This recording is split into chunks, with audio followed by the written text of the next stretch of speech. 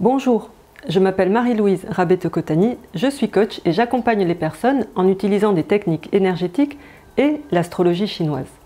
J'ai choisi de vous présenter les énergies qui arrivent dans chacun des 12 signes astrologiques à partir du 4 février 2020. C'est en effet la date à laquelle commence cette nouvelle année avec ce type d'astrologie qui se base sur un calendrier solaire. Vous saurez ainsi quelles sont les énergies à votre disposition et pourrez décider de les utiliser ou pas, suivant les objectifs que vous vous serez fixés.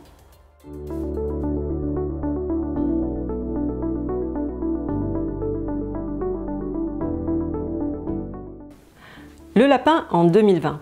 Tout d'abord, les énergies favorables à votre disposition, mais sachez qu'elles n'auront un effet que si vous décidez de les activer en agissant. C'est à vous de poser des actions dans le sens des énergies qu'elles apportent pour pouvoir en profiter. La première énergie favorable s'appelle la Lune. C'est une des étoiles de richesse les plus importantes. Ça représente l'état d'esprit et le sens de l'entrepreneuriat, donc des idées, de la stratégie, de la communication, l'opportunité de générer de la richesse, mais davantage dans les coulisses, en confiant l'exécution à une équipe ou à d'autres personnes. C'est une étoile qui réduit l'impact des autres étoiles moins favorables et ça représente aussi des bienfaitrices, c'est-à-dire des femmes qui peuvent vous aider. Ensuite, nous avons une étoile qui s'appelle la Marieuse rouge. Là, ça indique de très bonnes relations harmonieuses et davantage tournées vers le long terme. Donc ce sont des perspectives romantiques pour les gens qui sont célibataires, des histoires qui vont bien se terminer, le fait peut-être de concrétiser un lien. Dans tous les cas, des relations en couple qui vont s'améliorer, s'approfondir, et c'est également une étoile qui vous rend attractif pour de meilleures relations professionnelles, donc c'est excellent pour travailler votre réseau. Et enfin, en énergie favorable, nous avons le conseiller. Là, ça vous amène l'aide de mentors, de supérieurs, de bienfaiteurs, par des conseils qui vont vous aider à avancer vers ce que vous souhaitez.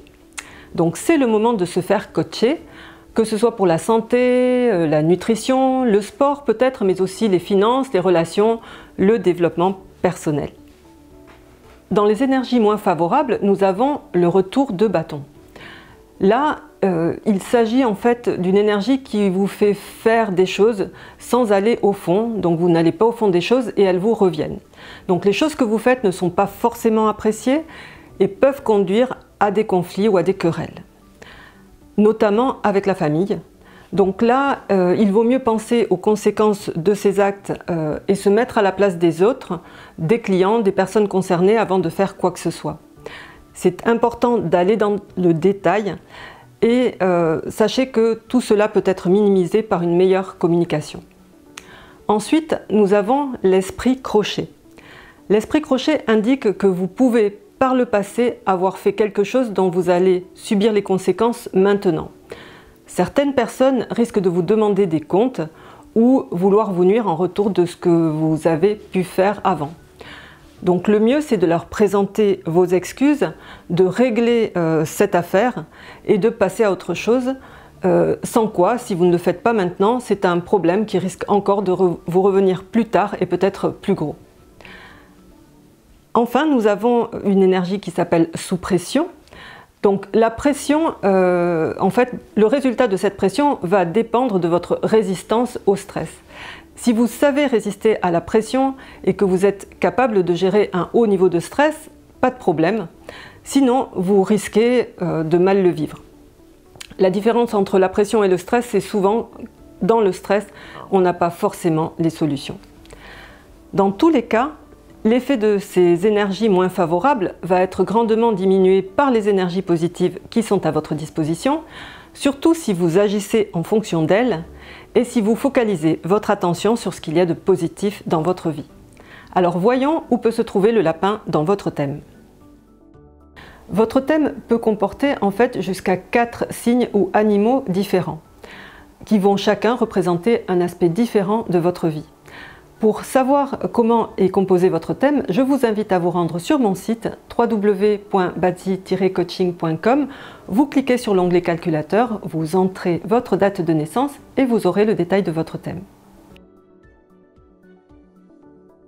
Pour les personnes qui ont le lapin dans l'année, donc c'est les personnes qui sont nées en 2011, 1999, 1987, 1975, 63, 51, 39, en fait tous les 12 ans. L'année représente ce qui est extérieur à vous, donc votre environnement extérieur, les réseaux sociaux, vos amis moins proches, également l'image que vous pouvez présenter de vous à l'extérieur. Donc là, ça veut dire que dans votre entourage, vous aurez des personnes qui auront de belles relations, avec peut-être des mariages en perspective. C'est aussi en sortant que vous pourrez peut-être trouver quelqu'un, en sortant plus loin ou en voyageant. Au niveau de la Lune et de l'entrepreneuriat, en fait, c'est en sortant aussi et en voyageant que vous aurez la possibilité de voir des créneaux et des opportunités sur le marché. Pour les personnes qui ont le lapin au niveau du mois, cela va être toutes les personnes qui sont nées entre un 5 mars et un 3 avril à un jour près suivant les années. Le mois représente votre travail, donc le poste que vous occupez, les gens que vous y côtoyez. Ça représente au niveau de la famille aussi vos parents.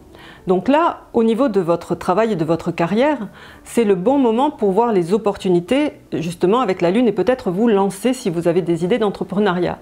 Bien sûr, ce n'est pas une garantie de succès, mais d'apprentissage dans tous les cas si on sait tirer parti de ce que amène cette étoile.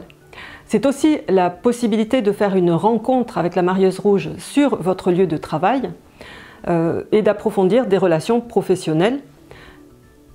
Et c'est là où vous trouverez également des conseils. Et ça peut être aussi au niveau de vos parents qui vont être ce conseil dont vous avez besoin. Au niveau du jour, ça vous représente vous et votre conjoint, c'est-à-dire la relation de couple. Donc là, ça augure une grande connexion à titre personnel. Donc la possibilité bien sûr de concrétiser une union ou d'approfondir une relation existante. La personne à vos côtés peut aussi être ce conseiller et le conjoint sera peut-être celui ou celle qui, avec la Lune, aura des opportunités d'entrepreneuriat. Au niveau de l'heure, là, ça va concerner toutes les personnes qui sont nées entre 5h et 7h du matin. Là, donc, l'heure représente vos idées, vos projets, vos ambitions, tout ce qui est tourné vers l'avenir. Et au niveau familial, ça représente les enfants. Donc là, c'est ouvrir la porte pour des projets, à des relations, peut-être à des partenariats pour monter ces projets. C'est aussi peut-être prendre un conseil pour ces projets d'avenir. Ça peut être dans les idées et les projets que vous avez, le projet d'une relation durable. Dans tous les cas, pour une meilleure année, portez votre attention sur ce qui est positif dans votre vie et agissez pour activer les bonnes énergies. Ça diminuera les énergies moins favorables. Mais essayez dans tous les cas de comprendre ce que ces énergies moins favorables peuvent vous amener à travailler chez vous, en interne, pour vous améliorer, parce que ce sera de toute façon un moyen de progresser cette année. Si vous pensez que cette vidéo peut être utile à des personnes que vous connaissez, n'hésitez pas à la partager, cliquez sur le bouton partage. En attendant, je vous souhaite de faire du reste de cette année et jusqu'en 2021, jusqu'en février 2021, la meilleure année possible pour vous. Je vous remercie et à très bientôt.